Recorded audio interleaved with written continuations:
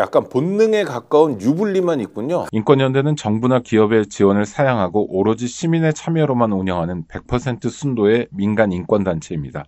국내외에 계신 스픽스 구독자 여러분 안녕하세요. 정치를 보는 눈 마키아벨리입니다. 저는 오창익입니다. 공직자는 기본적으로 책임지는 사람이어야 합니다. 윤석열부터 국방부 장관 그리고 여러 장군들에 이르기까지 자기들이 벌려놓은 일에 대한 책임은 고사하고 그 어떤 책임도 지지 않으려고 합니다. 이 사람들에게는 거짓말도 너무 쉬운 일입니다. 국민과 역사 앞에 부끄럽지도 않냐는 말은 보통의 평범한 사람에게는 아주 무거운 말이겠지만 이 사람들에게는 아무렇지도 않은 아무런 자극도 없는 말입니다. 우리의 공직자들이 그저 제 입속만 차리는 철면피들이었다는 게 우리의 공직사회가 이렇게까지 망가졌다는 게 믿기지 않습니다. 그래도 우리는 새로운 세계를 열기 위해 다만 한 걸음이라도 앞으로 나가기 위해 오늘도 알찬 방송 준비했습니다. 오늘도 우리의 안목을 키워줄 최고의 전문가 모셨습니다. 박진영 평론가입니다. 어서 오십시오. 네, 안녕하세요. 최고의 평론가라고 할 때마다 늘 부끄럽습니다. 네, 아니 근데 모자도 최고의 모자를 쓰셨네요. 아, 저 머리를 안 감아가지고. 아니 그래도 굉장히 잘 이렇게 코디를 받은 것처럼 되게 자연스러우신데요. 뭐 일본 수사 같지 않습니까? 그 뭐 옛날 일이죠. 예, 예. 제가 요새 주목하는 사람이 하나 생겼는데요. 네네. 전광훈이라고. 네네. 이 양반 그 특임 전도서 네네. 가 완투가 구속이 됐어요. 예, 서부법원에 이제 내란 관련돼 가지고 이제 구속이 됐죠. 그렇죠. 폭동해가지고. 네, 근데 당연히 책임감을 느껴야죠. 또 꼬리 자르기를 하는 것 같은데. 네네. 제가 이 지역의 국회의원이 김남근 의원입니다. 잘 모릅니다. 김남근이라고 네네. 뭐 참여연대에서 이렇게 민생 관련 일을 많이 네네. 했던 네네. 분인데, 네. 그래서 정치는 이제 신인이죠, 초선인데. 네. 저는 뭐 민생 크게 취급 안 해주기 때문에 제 하여튼 스타일은. 뭐 을지키기 뭐 이런 거 많이 했던 분이에요. 근데 저기 안진걸 비슷한 그렇죠. 느낌으로. 네. 아유, 인정합니다. 안진걸. 존경합니다. 안진걸 인정해야 됩니다. 네. 근데 하여튼 이분이 거기가 지역구인데 네네. 뭐 국회의원은 이제 의정 활동도 하지만 지역구 활동하잖아요. 네네. 그래서 어느 네네. 전철역 가서 뭐 인사도 하고 이런 것들을 하면 꼭 그 막 화내고 가고 네. 이런 분 중에 한 분이 구속이 됐다고 네네. 뭐 안타까워 하시더라고요. 근데 그분은 스스로 뭐라고 그랬냐면 특임 전도사가 아니라 네. 사랑제일교회 목사라고 그랬다고 그러더라고요. 네. 본인이 네. 그 성북구 뭐 그쪽 지역 장위동인가 뭐 그 동네에서는 하여튼 이렇게 완투가 구속됐으면 정광훈도 뭐 의심할 만한 뭐 사람 저기 아닌가요? 공범의 여지가 충분히 있고요. 일단 저는 이제 제가 전형적인 TK잖아요. 네네. 염치, 경우 이런 이야기를 한번 드리고 싶은데요. 저희 집에 키우던 개가 나무 집 마당에 똥을 쌌다고 해도 저는 가서 사과할 겁니다. 제가 개 교육을 잘못 시켰기 그렇죠. 때문에. 아니 그리고 배변은 원래 처리해야 되잖아요. 그렇죠. 견주가. 그렇죠. 네. 견주가 처리해야 되고 개를 평소에 훈련시키지 못한 거잖아요. 그런데 정광훈 목사라는 사람이 하는 태도는 염치도 없고 예의도 없고 경우도 어긋나고 쉽게 말하면 목사라는 직업 자체가 누군가를 교화시키고 선도해가지고 선한 마음을 갖도록 해야 되는 직업이지 않습니까? 그렇죠. 목사라는 직업에도 어울리지 않는 사람이다. 그런 생각이 듭니다. 저는. 그런데 저런 사람이요.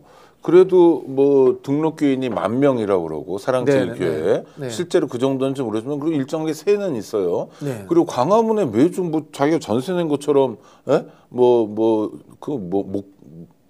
예배라고 하기도 못한데 하여튼 집회를 하고 있고. 난동 집회. 그 다음에 게다가 국민의힘 의원들 중에 와가지고 그 아주 깍듯하게 전광훈한테 뭐 머리를 조아리고. 네네. 그렇게 이 일종의 이제 준동을 하고 있는데 네. 그런 토대가 뭘까요? 저는 이제 한국 사회에 종교의 외피를 쓴 극단주의 세력, 혐오 세력, 난동 세력이 옛날부터 존재해 왔다고 봅니다.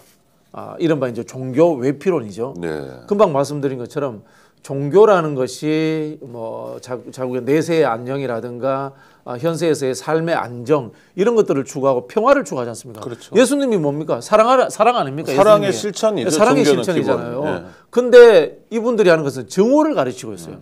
증오를 가지고 나는 선이고 상대는 악이다라는 갈라치기를 통해 가지고 세력을 만들고 어떤 개인적 카타르시스가 사회적 카타르시스로 만들어지고 그러면서 극단적인 사회 세력을 만드는 것 같아요. 거기에서 현실에서의 이익을 취하고 저는 그런 부분에서 이분들을 종교가 아닌 종교의 외피를 쓴 이익 집단이면서 난동 집단이다. 이렇게 규정하고 싶어요.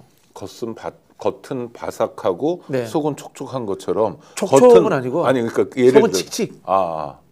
그래서 바싹하지는 않죠. 또 예, 바싹하지 겉은 않죠. 목사라고 그러고 예. 교회라고 그러고 전도사라고 하지만 그건 그냥 외피일 뿐이다. 네네. 게다가 극소수가 그런 분들이 있는 것 같아요. 게다가 문제되는 건 이 사람들이 계속 누군가를 혐오하잖아요. 뭐 네네네. 중국을 혐오해라. 네네. 그다음 지금 같은 야당을 혐오해라. 야당 지도자를 뭐 공격해라. 뭐 별 얘기 다 하지 않습니까? 아니 예수님이 원수를 사랑하라고 하셨잖아요. 예. 원수를 일부러 더 만들어내잖아요. 이게 무슨 예수님의 말씀을 따르는 사람들입니까? 그러니까 저는 진정으로서의 종교인이 아니다. 이렇게 생각을 하는 거예요. 그리고 이 혐오가 돈이 되잖아요. 그런 식으로 해서 뭔가를 얻어내려고 한다라는 거고 사실 한편으로 보면은 인간의 본성이 이기적인 것이 존재하지 않습니까? 성악설이라도 네네. 합니다만은 그런 부분에서 인간은 누군가를 싫어할 수밖에 없어요.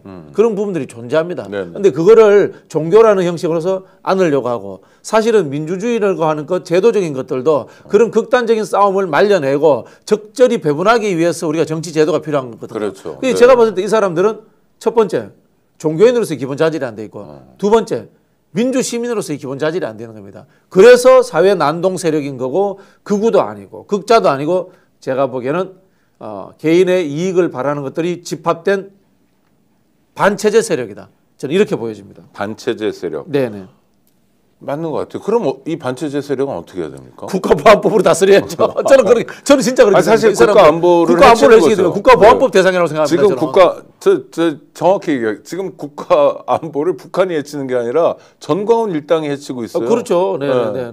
막 전쟁하자고 그러고 네네네. 그다음에 뭐 문재인 대통령 때도 네네. 뭐 문재인을 체포해서 뭐지 사도세자 가뒀던 뒤주에 가둬서 네네. 서울구치소로 보내고 네네. 그다음에 박근혜랑 문재인을 바꾸자. 네네. 뭐 이런 주장 막 했거든요. 그렇죠. 민주국가에 사니까 다행입니다. 옛날 전두환 시대나 박정희 시대 때 같으면 국가원수 모독죄로 그다음 긴급조치 위반으로 바로 구속입니다. 저 사람들.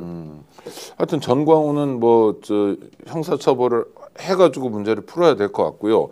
지금 더 심각한 건 국민의힘이 네. 별칭 중에 하나가 내란의 힘이고 네. 여전히 내란을 옹호하고 있고요. 내란 수계를 지도부들이 뭐 쫓아다니면서 면회도 하지 않나. 그러고 극우적 행태를 반복하고 있어요. 이건 심각한 상황 아닌가요?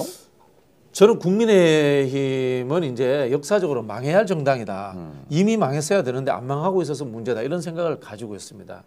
그게 박근혜 탄핵 이후 한국의 보수가 제대로 없어졌어요. 네. 기회주의자들만 득실득실되는 상황이다. 이런 말씀을 드리고 싶은데요. 박근혜를 지지하다가 박근혜를 감옥에 넣은 윤석열을 지지하는 게 이게 논리적으로 맞습니까? 안 맞잖아요. 그렇죠. 더 역사적으로 거슬러 올라가 볼게요. 이승만을 증오해서 쿠데타를 일으킨 박정희를 지지하다가 요즘은 또 이승만을 불러내서 무슨 우남 찬양가를 광화문에서 부르고 있어요. 앞뒤가 하나도 안 맞아요. 국민의힘 당사에 가면은 이승만, 박정희, 김영삼, 초상화가 걸려 있대요. 근데 세 사람이 다 사이가 안 좋아요. YS 입장에서 정말 기분 나쁘죠. 기분 나쁘죠. 저 독재자 옆에다가 그렇죠. 저 독재자 나를 죽이려고 했는데 그렇죠. YS는 이승만과도 싸웠고 박정희와도 싸운 사람이에요. 그럼요. 박정희는 이승만과 싸운 사람이고 YS와도 싸운 사람이에요. YS 굉장히 탄압했죠. 그렇죠. 이게 앞뒤가 안 맞는 역사적 정체성이 존재하지 않는 거예요. 즉 보수가 아닌 거예요. 그럼 뭐냐? 그냥 정치적 기회주의자이고 이익 집단이다. 아까 말씀하신 것처럼 극우적 행태를 한다고 했는데요. 정답이라고 봅니다. 극우 아닙니다. 극우가 사실 뭔지 모릅니다. 저분들은. 보수가 뭔지도 모르고요. 극우적 행태를 할 뿐인데 왜? 이게 유행하니까. 이게 표가 될 것 같으니까. 이게 코인이 팔리니까. 저는 그렇다고 보고요. 실제로 뭐 윤석열이 극우냐 또 김건희가 옛날에 그런 이야기입니다. 우리가 진보의 뭐 오야붕? 네네. 김건희 무슨 진보를 알아? 진짜 기가 차가지고 청송에 가면 진보면이라고 있습니다. 네, 청송군 진보면. 예, 청송군 진보면이라고 있습니다. 그 진보도 모를 거예요. 즉 이 사람들은 교도관들이 싫어합니다. 교도관들이 싫어하죠. 진보. 그래 그게 뭐냐면은 텅 빈 머리를 가지고 있는 분들인데 전부 다 지금 유행하는 것에 따라서 출세할 수 있어서 자꾸 집어넣는 거예요. 그 윤상현이 그런 거예요. 시대적으로 야 지금은 내가 독재자 사위 되는 게 출세할 것 같아. 독재자 사위가 됩니다. 네. 독재자가 끝이 납니다. 그리고 이제는 경제의 시대가 옵니다. 아 내가 재벌가의 사이 되면 출세할 것 같아. 그게 또 재벌이 되는 거예요. 그러다가 갑자기 또 이 독재자의 딸이 대통령이 됩니다. 누나라고 해야지 가서. 갑자기 없던 누나 합니다. 그러다가 또 검사가 한 명 보니까 또 형님이라고 합니다. 이게 뭡니까 그냥 정치적 기회주의야 전형적인. 머릿속은 사실 없어요. 극우 짓을 할 뿐이지 극우가 뭔지 모르는 사람들입니다. 제가 봤을 때는. 아, 그러니까 약간 본능에 가까운 유불리만 있군요. 그렇죠. 이익 집단이고 정치적 기회주의다. 이게 정확한 표현 같습니다. 그렇게 보면 해석이 돼요. 네. 이 사람들이 지금 약간 구제불능 갖고 네네네. 그다음에 뭐 국회의원들도 또 네네. 자식들도 있고 가족, 형제, 친구 다 있을 거 아니에요. 그럼 뭐 박수영 의원 이런 사람들 뭐 지역구에서 하는 거 보면 굉장히 욕 많이 먹고 있잖아요. 박수영 의원 제가 만약에 어디 전남 광주에서 태어났다면 민주당 와서 정치하겠다고 난리 쳤을 겁니다. 아, 그러네요. 근데 제가 저기 솔직히 정답이네요. 제가 솔직히 이낙연 전 총리 별로 안 좋아했잖아요. 네. 이유가 뭐냐면 그분 대구에서 태어났으면 국민의힘 갔을지도 몰라요. 네. 그래서 별로 안 좋아하는 거예요. 아, 그렇죠. 기회주의의 전형들이네요. 그렇죠. 기회주의가 뭡니까? 일제강점기 때는 일제 세상이니까 일본에 빌붙는 거고 해방되고 나니까 자유당 독재가 횡행하니까 자유당에 불붙고 그다음에 군사 독재가 횡행하니까 군사 독재에 빌붙는 거. 이게 기회주의인데요. 기회주의의 대한민국은 아니네. 우리 근현대의 원조가 누군지 아세요? 이완용입니다. 그렇죠. 맞아요. 이완용이 막 비판을 합니다. 당신 친일파로서 나쁜 짓 했잖아. 이런 이야기 하잖아요. 아니 뭐 친러부터 했죠. 그렇죠. 그러니까 네. 이완용이 뭐냐면 자기는 시류에 몸을 실었다라고 이야기를 합니다. 네. 즉 이완용이 친러파를 합니다.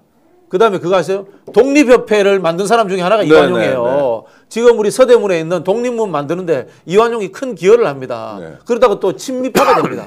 그러다가 마지막에 친일파가 됩니다. 왜? 일본이 먹으니까. 이런 기회주의가 한국의 근현대사를 지배하고 있는 거예요. 그게 저는 결국은 친박근혜 하다가 친윤석열로 이어지고 갑자기 친정광훈으로 가는 그런 흐름에 있다고 보고요. 이 기회주의 부역자들을 한 번 정도는 진짜 대한민국에서 청산해야지만 역사를 바로 세울 수 있고 대한민국이 바로 갈 수 있다고 생각합니다. 그런데 하여튼 정치 세력이잖아요. 네. 이렇게 구제불능 기회주의 세력. 네. 근데 선거를 하게 되면 폭삭 망하는 거 아닌가요? 폭삭 망하겠죠. 근데 선거가 멀어요. 윤상현처럼 생각하는 거예요. 대한민국 국민들은 바로 잊어버린다. 1년만 지나면. 네네. 그런 생각을 하고 있고요. 결국은 아직도 한국 정치의 첫 번째 폐해는 지역주의입니다. 지역주의에 의해 가지고 정치적 결정을 하기 때문에 특정 지역에서는 내가 어떤 행패를 피우든 말든 간에 특정 정당의 공천만 받으면 당선된다는 생각을 한단 말이에요. 그렇기 때문에 나는 우리 지역의 흐름에 따라 가지고 어떤 짓을 해도 돼 이렇게 생각을 하는 거예요. 우리 그런 이야기 하잖아요. 밭이 좋아, 밭이 나빠 이런 이야기 하잖아요. 네네. 제가 이야기할게요. 민주당에도 5선 6선 의원들이 있습니다. 그 5선 6선 의원은 훌륭해서 됐을까요? 아닙니다. 밭이 좋아서 된 거예요. 지역구가 좋아서. 지역구 다른 데로 옮겨봐요. 스윙보트 하는 지역구로 옮겨서 5선 6선 하면 내가 인정해 줄게요. 하다못해 마용성에서 5선 6선 하면 인정해 줄게요. 마포, 용산, 성동. 네. 거긴 그래도 좋은데 아닙니까? 용산 빼고는 좋지 않습니까? 아니 어쨌든 간에 그 정도로 그런데 뭐 스윙보트가 될 만한 국회도 곳에 되니까 가서 이번에 이제 됐고. 실력을 보여달라 이겁니다. 네. 그래서 저는 민주당에서도 동일 지역구 3선 제한해야 된다고 봐요. 삼선까지만 해라 아니면 3선까지만 해라. 그 홍익표 의원 모델 사례처럼. 네네네. 그 서초로 갔죠. 네네네. 그래서 떨어지긴 했지만 그런 사람들이 많으면 정당 입장에서는 확장되는 거잖아요. 확장성도 있고 사실은 국민의 선택의 폭을 넓혀주는 거죠. 그 유명한 그 정치학에 이런 이야기가 있습니다. 네. 국회의원은 풀뿌리를 땅덩어리를 그리고 소수자를 대변하지도 않는다. 오로지 인구수만을 대변한다. 이런 이야기를 합니다. 즉 전남 구례군, 경북 영양군, 그다음에 강원 강릉시, 그다음 제주도 서귀포 이렇게 해서 국회의원 선거구 하나 만들어도 돼요. 네네네. 인구를 대변하는 것이지 땅덩어리를 대변하는 게 아니에요. 우리나라에서 땅짓자에 구역역자 써서 지역구 서는 거는 이거는 굉장히 서구에서 발전된 민주주의와 위배되는 경향이 있는 겁니다. 땅덩어리 대변하는 게 아닙니다. 인구수를 대변합니다. 정치인은. 맞아요. 옛날에 김대중 국회의원이 네. 강원도 인제에서 국회의원 맞습니다. 됐잖아요. 네네네. 그 목포 뭐 어디 섬 사람이 그렇죠? 그렇죠, 그렇죠. 네. 옛날보다 후져졌네요. 그런 면에서는. 한국 정치에는 노무현 이회창 이후 계속 후퇴하고 있습니다. 제가 뭐 저뿐만 아니라 정치학 연구자들은 다 그렇게 이야기하고 있습니다. 노무현 이해창 이후의 후진적이라면 어떤 말씀이신가요? 그러니까 첫 번째로 정치 지도자들이 대중과 정치를 주도하지 못하고 대중의 댓글 따라 흘러다니잖아요. 아까 말씀드린 이 기회주의자들이 뭡니까? 노무현 이해창까지는 안 그랬다? 노무현 이회창까지가 최대 발전이었다. 최대치였다. 최대치였다. 네. 진보든 보수든 그런 이야기를 합니다. 네. 그 다음에 뭐 했던 사람들은 정말 형편없었다. 뭐 정당 정치가 퇴조되었고요. 한편으로 보면은 그게 왜 그러냐면 노무현 이회창까지가 민주화와 산업화의 마지막 대결 끝이지 않습니까? 네네. 그 이후로는 민주화와 산업화의 대결 구도가 해체가 됐잖아요. 그럼 새로운 대체된 구조를 찾아내야 되잖아요. 그렇죠. 못 찾아낸 거야. 아니 그럼 뭐 많잖아요. 성장이냐 분배냐. 그렇지 않습니까? 아니, 제가 봤을 때는 이런 식으로 원래는 진보냐 보수냐 이렇게. 그렇죠. 그렇게 가야 되죠. 뭐 친노동이냐 친기업이냐 이렇게 가야 되는데 한국 정치는 친노냐 친박이냐로 저는 분열됐다고 봅니다. 이거의 출발의 핵심은 이명박 정부가 노무현 대통령을 억울하게 돌아가시게 함으로부터 양 진영의 극단적 증오심이 싹트기 시작을 합니다. 그리고 이명박이 수많은 죄 없는 사람들을 정치 사찰을 통해 가지고 탄압을 합니다. 이명박 정부가 사실은 윤석열하고 비슷했어요. 검찰권을 동원하고 그다음에 국정원까지 동원해 가지고 사찰까지 했지 않습니까? 그러므로부터 없어졌던 DJYS 노무현 때 없어졌던 적대감들을 다시 불러일으킵니다. 그리고 박근혜가 탄핵되면서 상대적 적대감에 의해서 상대를 욕잘하는 사람이 정치적으로 출세하는 사회가 됩니다. 그럼 어떻게 됩니까? 포지티브하게 새로운 시대를 여는 사람들은 그 자리에 못 오는 겁니다. 이런 적대적 정치를 완벽하게 자리 잡게 만들어버린 겁니다. 정말 큰일이네요. 큰일이죠. 이렇게 지금은 그렇다 치더라도 지금 뭐 내란 상황이니까 내란을 극복하는 게 최우선 과제인데 그 뭐 내란 세력 입장에서는 어씨 왜 우리 공격해 하지만 공격할 만한 범죄를 너무 큰 범죄를 저질렀으니까. 근데 그 내란을 종식시키고 난 다음에는 우리 정치도 정상화해야 되는 거 아닙니까? 정상화 당분간 안 될 거라고 봐요. 아이고. 저는 정상화 안 되는 이유가 뭐 지금 뭐 김경수 씨나 임종석 씨가 얘기하는 화해와 통합 이런 게 아닙니다. 구성원 개별의 실력의 문제입니다. 솔직히 말씀드렸어요. 철학의 문제입니다. 철학이라든가 실력이 없는 구성원들이 기능적 접근을 통해서 국회의원이 되고 그 사람들이 정치를 주도합니다. 그렇잖아요. 전문가 그룹 영입한다 그러잖아요. 어느 순간부터. 전문가를 왜 영입해? 전문위원 시키면 되지. 정책자문위원 시키면 되고 보고서 시키면 되지. 그렇죠. 정치는 포괄적으로 국정을 크게 운영하는 것이고 민주주의를 대변하는 겁니다. 아니 그리고 전문가란 표현도 좀 이상해요. 전문가는 표현 아니 변호사 자격증이 있으면 전문가인가요? 이게 아니죠, 물음표거든요. 그럼 의사는 전문가인가요? 그러니까 물음표예요 그런 거. 그렇죠. 저 시민단체도 잘못한 거 엄청 많다고 뭐 지금도 또 그런 짓 하고 있더라고요. 뭐요? 국회에 저기 상임위 출석률 점수 매기고 있더라고. 아닙니다. 국회의원은 대의기관입니다. 상임위 가봤자 그 정부 기관 보고 듣고 있으면서 좁니다. 솔직히 말씀드려가지고 차라리 국민과 놀아주고 울어주고 같이 현장에서 싸워주는 것이 정치인이 해야 될 일입니다. 옛날 큰 정치인들은 그래서 상임위에 목매지 마라 그런 이야기 하셨어요. 김대중 대통령께서 하신 말씀입니다. 지금 와서도 김대중 대통령 뭐 이런 분을 그리워해야 되는 게 우리 정치 현실이라는 게 좀 안타깝네요. 이재명 대표에게 기대를 해봅니다. 그러나 제가 뭐 봤을 때는 앞으로 우리 정치를 김대중 노무현 같은 사람을 찾으려고 하는 것 자체가 불가능할 것 같아요. 그렇습니까? 네.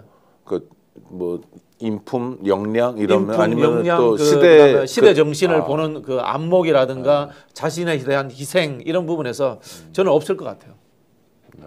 그냥 위인전 속에 위인이 되신 분이죠, 두 분 다. 그러니까 위인전 속에만 머물러 있는. 근데 현실에 또 그런 분들을 만나고 또 만들어내야 되는 게 우리 박진영 선생님 같은 경우는 숙제 아닙니까? 왜 제가 합니까? 아니 잘 아시니까요. 그렇다고 꼭 제가 해야 될 이유는 뭐 있습니까? 아니 그러니까 선생님 모자도 하나 안 사주시면서 모자 사드릴게요. 모자 이야기만 하시고. 아니 많은 분들이 모자에 대해서 멋있다고 해도 농담입니다. 모자 이야기를 하셔가지고 농담을 했습니다. 저는 다음 민주당 정부와 이재명 정부가 들어선다면은 그렇게 한번 갔으면 좋겠습니다, 진짜. 결국 사람이 하는 겁니다. 사람이 하는 겁니다. 좋습니다.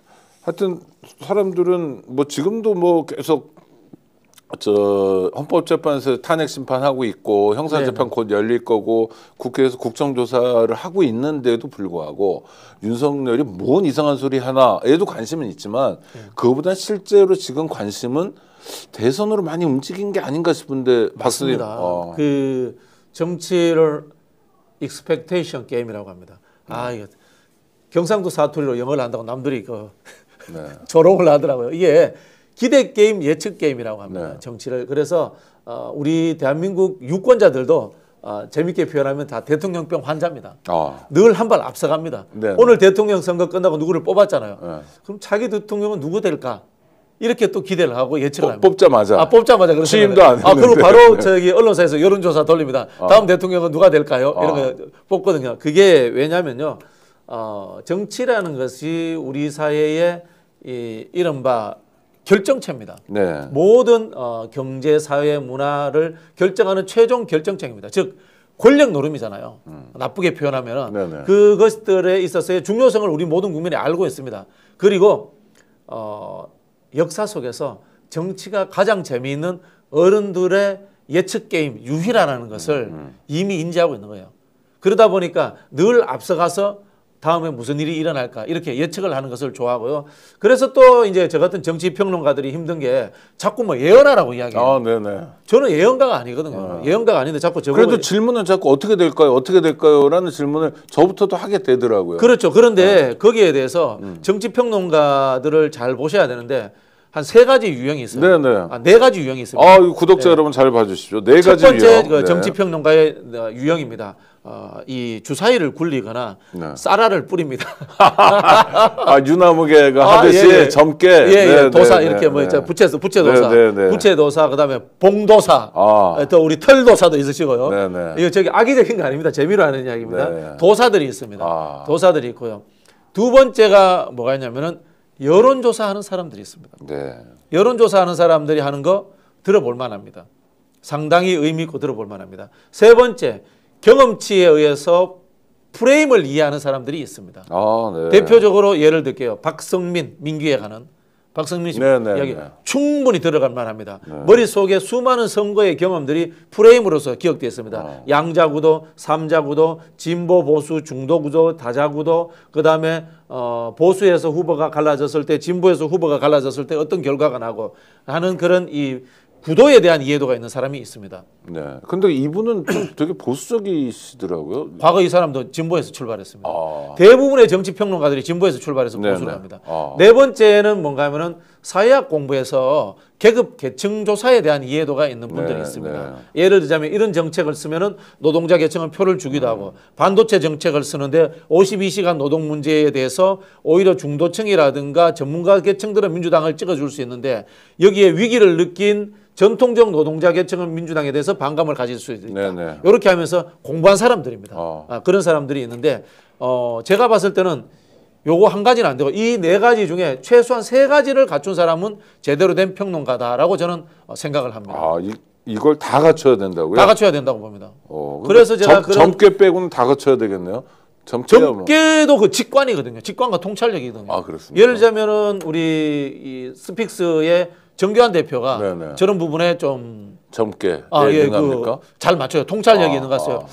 그 무슨 도사로 머리 큰 도사? 스픽 도사? 네, 뭐 하여튼 스픽 도사도 좋고 뭐 그런데 그런 부분도 굉장히 통찰력이기 때문에 중요합니다. 야, 그럼 정치 평론 아무나 못 하겠네요. 아무나 하지 말라고 제가 이 말씀 드립니다. 네 가지 중에 적어도 세 가지를 해야 된다. 그래서 제가 최근에 저런 능력을 가지신 분을 한 두 사람 찾았습니다. 저기 신용환 교수. 신용환 교수가 제가 봤을 때 저 네 가지 중에 한 세 가지는 가지고 있는 것 같아요. 그리고 우리 오창익 평론가님도 한 세 가지 정도는 가지고 있는 것 같습니다. 지금 제가 말씀드리려고 그랬는데 그 네 가지를 다 갖춘 분은 우리 박진영 선생님이다라고 말하려고 했는데 그렇게 선수를 치시면 제가 뭐 어떻게 하라고 하는 건지 모르겠습니다.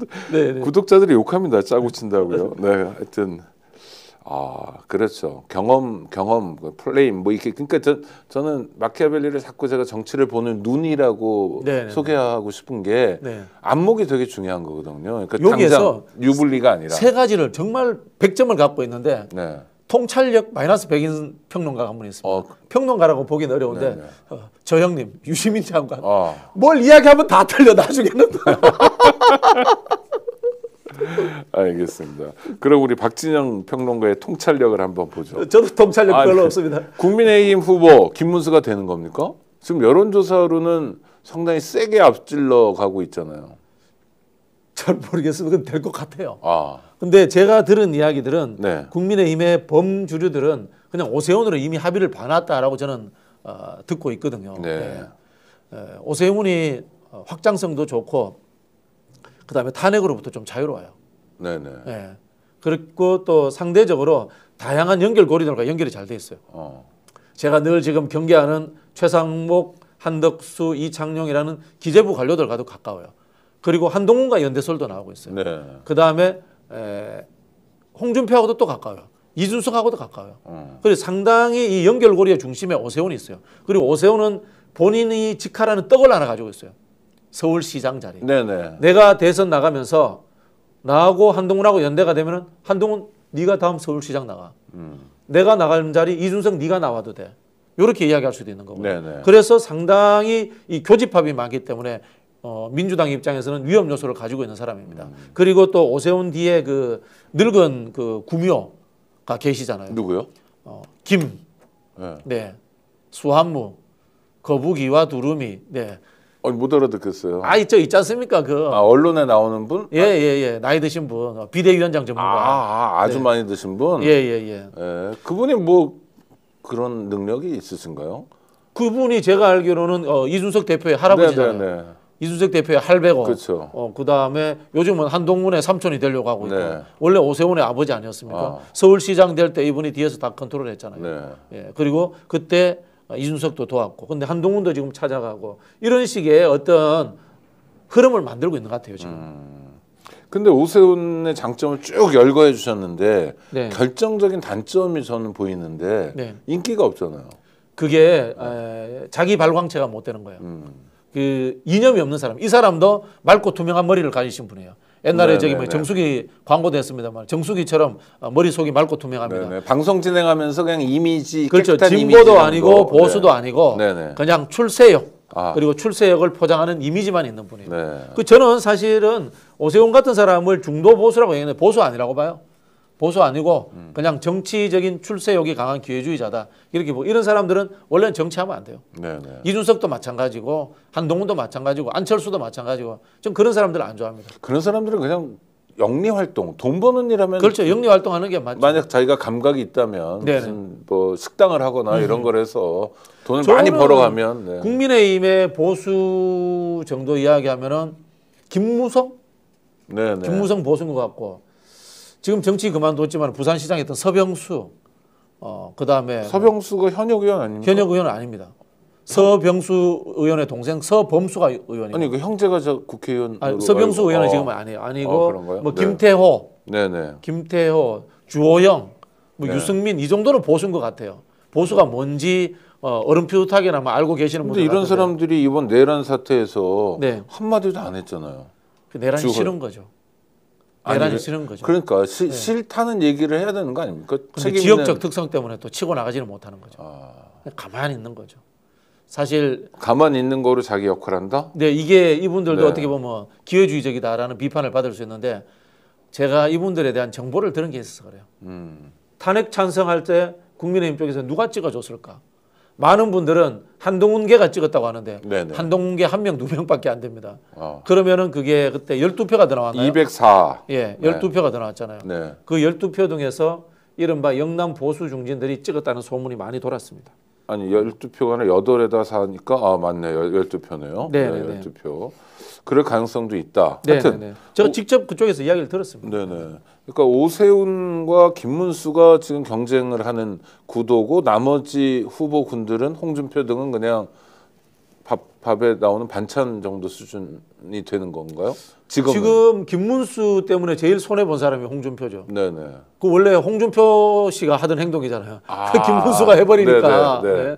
홍준표가 이제 지지율이 안 올라가는 거고 김문수가 그분은 극우 맞아요. 진짜 이념적 극우가 맞는 것 같아요. 진짜 극우예요. 그분은 극우인데 장점도 있어요.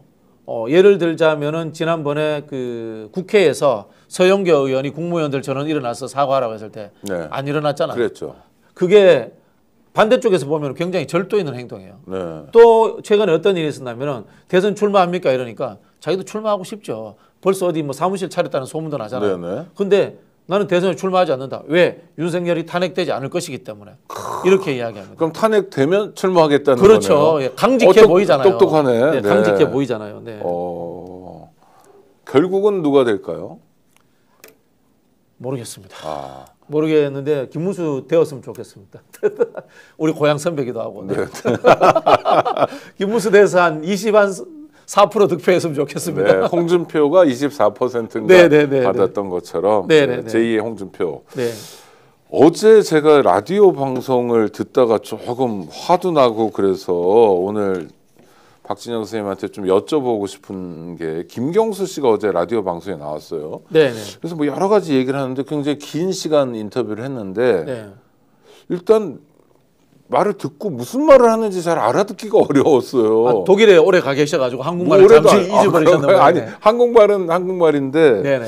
그 뭐랄까 좀 기본적인 역량이 부족한 사람처럼 보여요. 이게 인신 공격을 하자는 건 아니고 네네. 이 사람이 도지사도 지냈고 국회의원도 했고 그랬다는데 네네. 이렇게 방송 인터뷰라는 게 원래 질문지를 주잖아요. 그런 레거시들은 네, 다 네. 미리 네. 그리고 비서가 있을 거고 뭐 회의 같은 걸 해가지고 무슨 얘기할지 왜냐하면 자기가 말하는 게 주목받을 테니까 네, 네, 네. 영향력이 있어서가 아니라 이재명을 공격한다는 차원에서 네. 그런데 잘 모르겠어요. 제가 보기에는 쉼 네. 그리고 욕심, 조급함 이게 뒤섞이면서 머릿속에선 정리가 잘 안 되는 것 같아요. 그 저도 사실은 김경수 지사님께 이번에 좀 실망했습니다. 네. 제가 아는 김경수 지사는 인성과 내공을 갖춘 분이다. 이렇게 생각을 하고 있었는데 금방 말씀드린 것처럼 이 조급함에서 오는 본인에게 맞지 않는 내지르기를 하고 있는 것 같아요. 임종석 실장은 원래 그런 분이에요. 네네. 원래 뭐 내공이 안 느껴졌다. 원래 내공 없으시잖아요. 네, 솔직히 네, 말씀드려가지고 내공은 없지만 저는 아는 친구라 뭐 그렇게 얘기하기 어려운데 네, 반대하지 큰일 났네. 않겠습니다. 저도 전화 오겠네. 야 임마 이러면서 전화 오겠네. 네. 근데 김경수 지사님께는 좀 실망했습니다. 민주당 떨어져 나간 당원들 끌어안아야 대선이 그게 중요합니까? 치욕스럽게 나간 이낙연 총리 데리고 오는 게 한국 사회의 민주주의를 다시 회복시키고 한국을 다시 선진국으로 끌어올리는데 중요합니까? 이 질문을 제가 근본적으로 드리고 싶어요. 네. 대통령이라는 정치 지도자가 되고 싶은 사람은 대한민국 호를 선진국으로 끌고 가겠다. 평화체제를 만들어내겠다. 그리고 복지가 꽃피는 나라를 만들어서 국민이 행복하게 하겠다라는 그런 전 국민을 대상으로 한 목표를 가지고 있어야 돼요. 그리고 정당은 그리고 그 지도자는 그 목표를 이루는 도구예요. 목표가 민주당이 통합하는 게 목표가 아닙니다. 민주당이 집권해가지고 전 국민들을 행복하게 해줄 수 있고 대한민국이 선진국이 된다면 민주당이 또 쪼개져도 되고 민주당에서 또 어떤 비주류 세력이 떨어져 나가더라도 아무 의미 없습니다. 이거는 단순히 정치권의 논리일 뿐이지 국민들을 상대로 한 논리가 아닙니다. 그렇죠, 왜 그런 정치권의 논리와 일부 정치 지도자들의 논리에 과몰입되어 있는지 저는 이해가 안 됩니다. 네. 그러니까 정말 박수 치고 싶은 말씀입니다. 근데 보면 내란이 딱 일어나는 날 그 다음 날 바로 귀국했다고 그러더라고요. 독일에서. 네, 네. 잘하신 거죠. 네. 아니 근데 저는 그것도 이해가 안 되는 게 뭔가 하고 있었을 거 아니에요. 공부든 뭐든. 네, 네, 네. 어떻게 바로 귀국할 수 있지? 놀고 있었나? 뭐 이런 거고. 뭐 정치인들 공부가 세상 유람하는 것도 공부니까 네네. 저는 바로 귀국하신 건 잘한 거라고 봅니다. 아니 두 번째. 바로 귀국했으면 광화문 광장에 그렇죠. 나왔어야죠. 바로 그죠. 그 다음에 뭐 했냐? 네네. 뭐 했죠? 이재명 비판하잖아요. 네. 비판도 할 수 있어요. 근데 제가 말씀드리지만 내가 뭘 하겠다라는 생각을 갖고 있습니다. 나는 대한민국을 위해서 커피를 마시고 싶어. 근데 이재명은 카페인이 많이 든 홍차를 마시고 있더라. 카페인 좋지 않아. 네. 녹차를 마십시다. 내게 더 좋아. 이재명 취향을 바꿔주세요. 이게 비판인 건데 내 거는 없이 그냥 이재명의 커피 드는 태도가 삐딱해. 마음에 안 들어. 이재명이 커피잔 들고 가다가 커피를 한두 방울 흘렸어. 그래서 옆에 있던 사람이 커피숍 밖으로 나가버렸어. 이게 무슨 의미가 있습니까? 내용물에 대해서 이야기를 해야죠. 본질적인 것에 대해서. 본질을 왜 이야기 안 하느냐라는 저는 그런 좀 실망감이 있습니다. 그래서 제가 부탁드리고 싶어요. 본인이 잘하는 거 하세요. 메가시티 하시고요. 대한민국 균형 발전하시고요. 그리고 이 지역주의 혁파하는 계획이 뭔지를 먼저 밝혀주세요. 그래서 원래의 김경수로 돌아가 주시면 감사하겠습니다. 아, 원래 김경수는 그런 걸 잘하던 사람인가요? 저는 그렇게 알고 있었습니다. 네네. 그런 걸 잘하든 아니든 그런 이미지가 있다거나 네네. 그런 면에서 실적이 있었다면 그걸 키워가면 그야말로 좋은 정치인이 되는 거 아닌가요? 아니요, 그렇게 하시면서 이재명 대표 비판해도 돼요. 네. 왜 이재명 대표는 PK의 메가시티라든가 동남 발전에 관심이 부족합니까? 경기도에서 단체장 하셔가지고 수도권 1극 발전론자입니까? 대한민국 그 수도권 집중론자입니까? 이렇게 비판하셔도 돼요. 그래요, 맞아요. 저처럼 이렇게 좀 고급지게 이야기하면 되는데. 그러면은 이재명 대표 입장에서도 자기가 수도권에만 있었잖아요. 성남시, 그렇죠. 네네, 경기도. 네네. 그러니까 그게 아니란 걸 보여주기 위해서 또 이런 것 했고 그렇죠, 할 그렇죠. 거고. 그렇죠. 그럼 그 안에서 계속 뭐가 농익은 정책들이 나오고 네네. 정책을 추진하는 추진력도 생기잖아요. 네네. 아, 이게 정치다. 그게 원래 정치의 본령 아닙니까? 네네. 사람을 잘 살게 하고 지역을 발전시키는 거. 네. 근데 지금 이야기는 이낙연과 일부의 정치 지도자들의 대변인처럼 이야기를 하잖아요. 뭐 중요합니까, 그 사람이? 우리 박진영 선생님 말씀해 주시니까 겨울 국화님이 돈을 보내주셨습니다. 정말 감사합니다. 네, 스픽스는 제가 오늘 했던 거에 대해서 쇼츠를 한 2개 정도 만들어 주셔야 됩니다. 안 만들어 주시면 앞으로 출연 안 합니다. 정말 푸대접해 스픽스 박진영을. 네네. 그러면 안 되죠. 네. 방금 그 열변을 토하시는 장면은 쇼츠로 이렇게 만들어서 전국에 뿌려야 됩니다. 네, 알겠습니다. 부탁드리겠습니다. 네. 뭐 제가 하는 건 아니지만 해주실 겁니다. PD님이 안 해주실 것 같아요. 네. 해주실 겁니다. 근데 김경수 지사 얘기 한두 마디만 할게요. 사실 언급하는 게 뭐 별 가치가 없다라고 얘기하시기도 하지만 또 중요한 상황에 중요한 이야기들이 많이 나옵니다. 내란을 극복하는 가장 핵심이 개헌이라는 얘기들을 많이 해요. 네. 뭐 원로라고 이렇게 영감님들 모여서도 그런 얘기를 하는 것 같고. 네.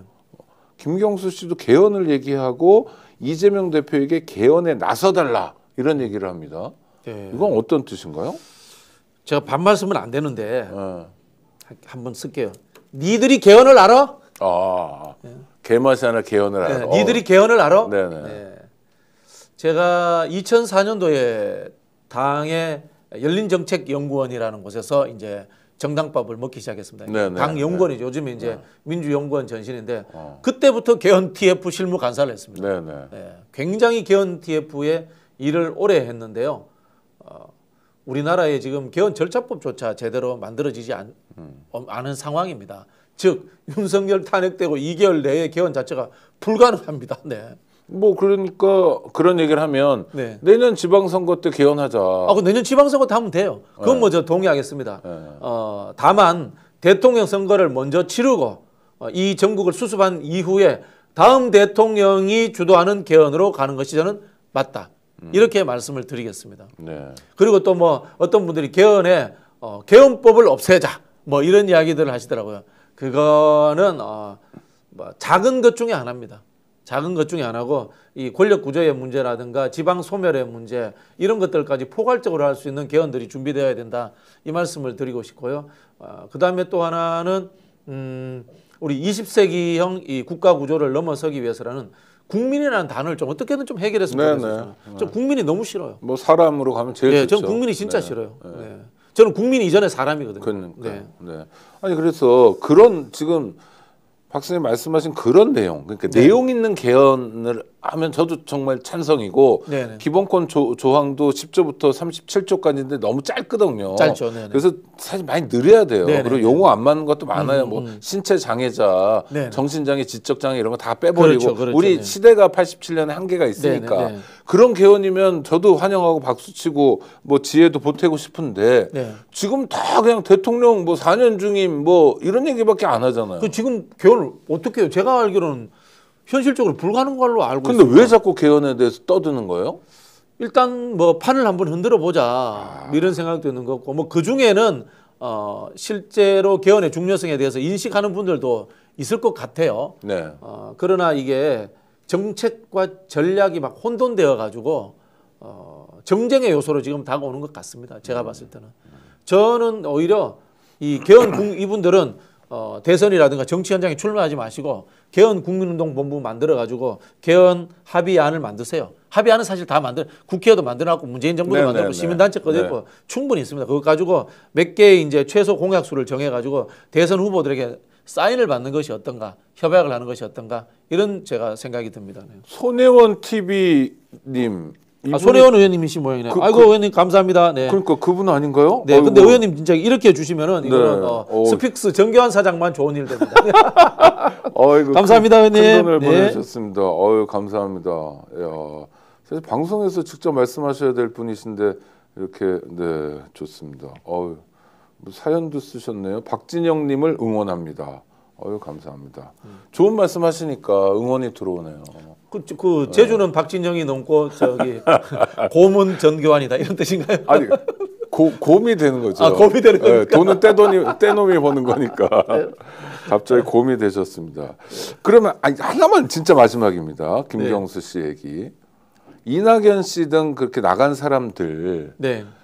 또 구체적 정치인 얘기하기 못하니까 당원이라고 이렇게 애들로 표현하더라고요. 그러니까 이재명 1극 체제 때문에 떨어져 나간 당원들이 꽤 됩니까? 민주당에?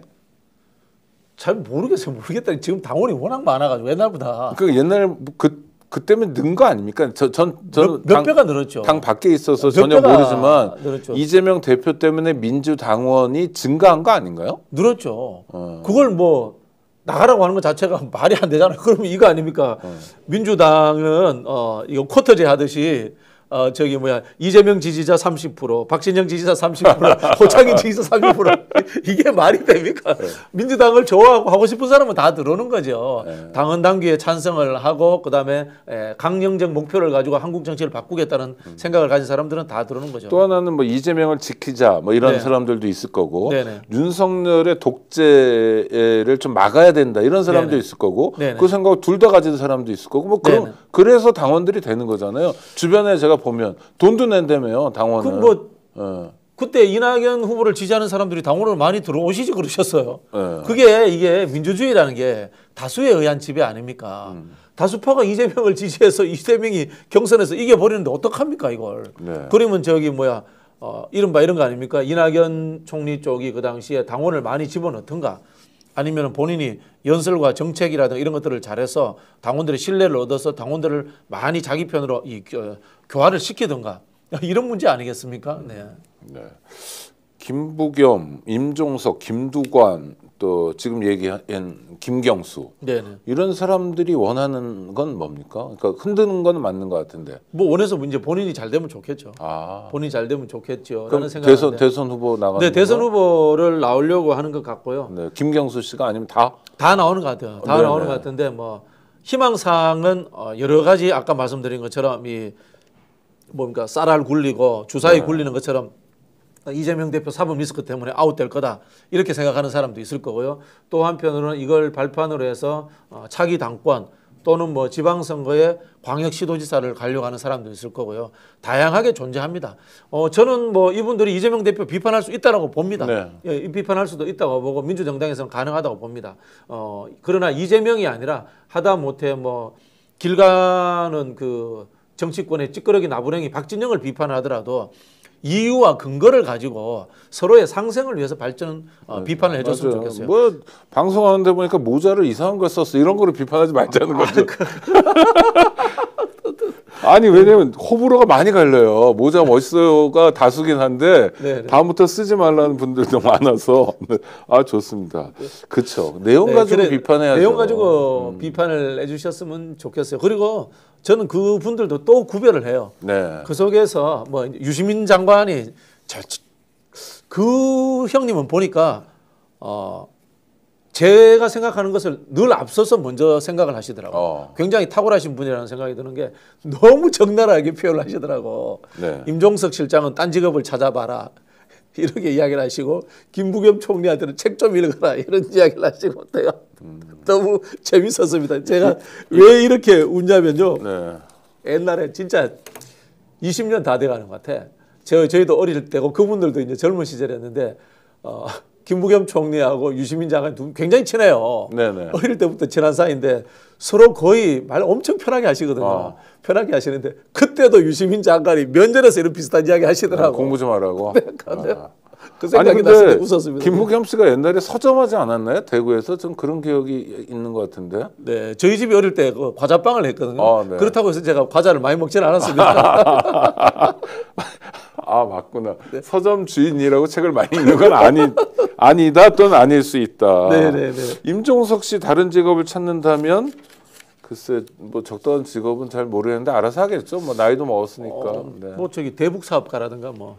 원래 그런 얘기를 했어요. 네네. 뭐 자기는 평화운동 하겠다, 통일운동 하겠다. 네네. 안 하더라고요. 근데 대통령 비서실장 그만두고 봤을 때도 그 얘기를 하더라고요. 자기는 원래 통일운동, 평화운동을 계속 하겠다. 네네. 본 적이 없어서 그 동네에서. 저는 우리 임종석 선배님이 뭘 잘하시는지 잘 모르겠어요. 잘하시는 건 의장님. 의장. 네. 의장. 네. 옛날 일인데. 네. 의장님은 전문이신 것 같아요. 아이고 영님께서도 스포츠에스를 쏴주셨습니다. 정말 감사합니다. 오늘 박진영 선생님 덕분에 스픽스가 돈을 버는 날입니다. 네. 아주 좋은 날입니다. 과자 하나 안 줘 그런데 진짜 이 스픽스. 이거 녹차 하나 드렸잖아요. 네.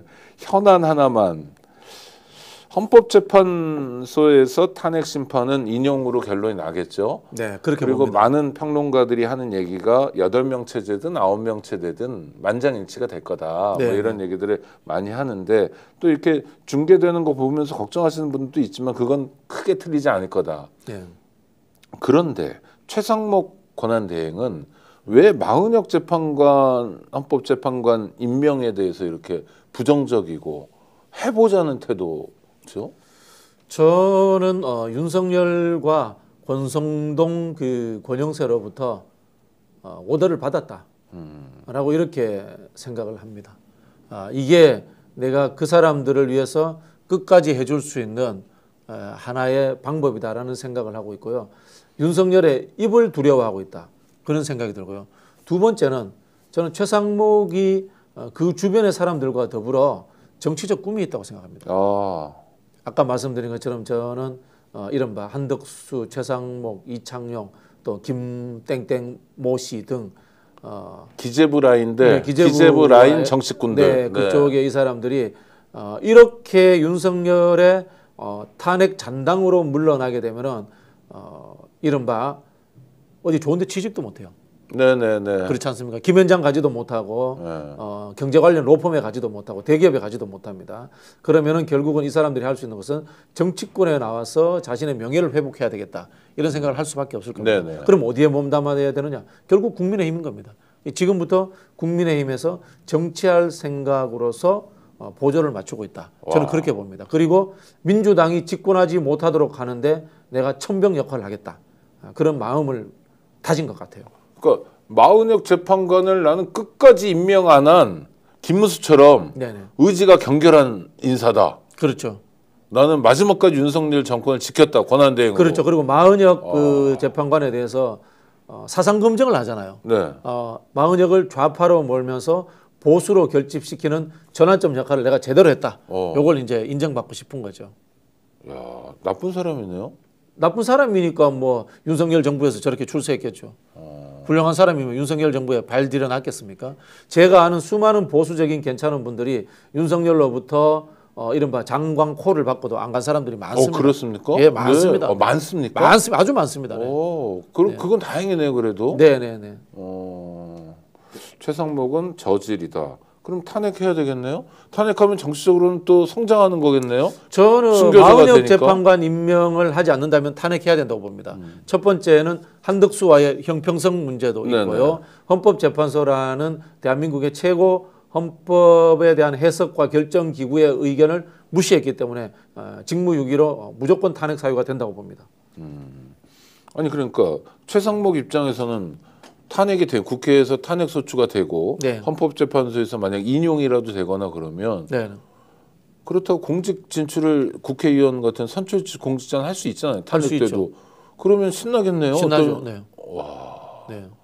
그 나쁜 놈을 혼내주면 그 나쁜 놈이 신나는 구조면 좀 문제가 있네요. 나쁜 정당이 있기 때문에 그런 겁니다. 그러니까. 우리 빵진숙 씨 신났잖아요. 다음에 이제 대구에 깡진숙은 그 저 법인카드 많이 쓰던 분. 네네. 지금 방통위원장 다시 복귀했잖아요. 그렇죠. 이분 방통위원장 임기 끝나면 대구에서 무조건 공천 받고 당선이에요. 이렇게 생각할 거예요, 속으로. 본인은 예. 빵도 먹고 방통위원장도 하고 당선도 되고 얼마나 좋아요. 대구 사람이시잖아요, 우리 박진영 선생님. 서울말 잘 쓰는데요? 네. 그 지금 서울말이라고 쓰신 겁니까? 네. 충격적이다. 근데 고향을 부인하십니까 지금? 아니 부정하세요? 부인하는 것은 아니고요. 그게 저는 늘 정치인들은 국민 탓을 해서는 안 된다고 봅니다. 이게 나쁜 정치인들의 선동과 세뇌에 의해 가지고 지금 지역주의가 이렇게 뿌리 깊게 자리 잡지 않았나 뭐 이런 생각이 듭니다. 네. 그럼 의식적으로 민주당에서는 네. 대구 경북이나 뭐 부울경 출신들을 네. 좀 뭐랄까 우대하고 그러니까 기회를 많이 드려야 되겠네요. 그러니까 이를테면 그게 이제 옛날에 이재용 장관 뭐 환경부 장관인가 이런 것도 하고 이재용 장관 아세요? 재용 형님. 네. 그분 부인이 저희 단체 회원이어서 강보양 여사님. 네. 네. 실명 이야기하면 안 되죠. 네. 그 남편을 키운 분이시잖아요. 그 추 장관님하고 동기동창일 겁니다. 하여튼 그러니까 내조도 되게 잘하시고 활동적이고 잘하시죠. 네, 하여튼 그래서 드리는 말씀은 훌륭하신 분들이죠. 그게 노무현 대통령의 선택이었잖아요. 네네네. 그러니까 그 텃밭이 안 좋으면 사실 뭐 구청장은 어떻게 했지만 다음에 아무것도 못해 국회의원 못 되고 이런 상황들이 반복되니 그 인물을 거기서 좀 키워주고 옛날에 김두관 씨도 군수 한 번 했는데 노무현 대통령이 행정부 장관을 시킨 거잖아요. 단박에. 그렇게 치면은 노무현 대통령을 키워준 것도 김대중 대통령이죠. 그렇죠. 해수부 장관 시켜주고 하면서. 네네. 그러니까 그런 걸 좀 해야 되는 거 아닌가? 뭐 당연히 해야죠. 당연히 해야 되고 저는 그뿐만이 아니라 좀 더 크게 이념적 차원에서 산업적 차원에서의 큰 흔들림을 통한 배려가 있어야 된다고 봅니다. 예를 들자면요. 대구 경북에 있는 법정 동 중에 투표하면 민주당이 항상 이기는 동네가 한 두세 개 있습니다. 그렇습니까? 어딘지 아세요? 모르겠습니다. 대구광역시 신서동, 동구 신서동 혁신도시입니다. 외지인들이 들어와서 섞인 거예요. 그다음에 김천 혁신도시 민주당이 득표를 더 많이 합니다. 즉 지금의 지역주의의 핵심은 폐쇄성입니다. 생각이 섞이고 사람이 섞여야지만이 생각이 자유로워지고 통합이 되고 열린 사회가 됩니다. 지금 폐쇄적인 거예요. 경기도가 서울 인구가 경기도로 가면서 이렇게 그렇죠. 인구가 섞이니까 지역구가 어떤 정당 입장에서 험지가 뭐 온탕이 되기도 하고 뭐 이런.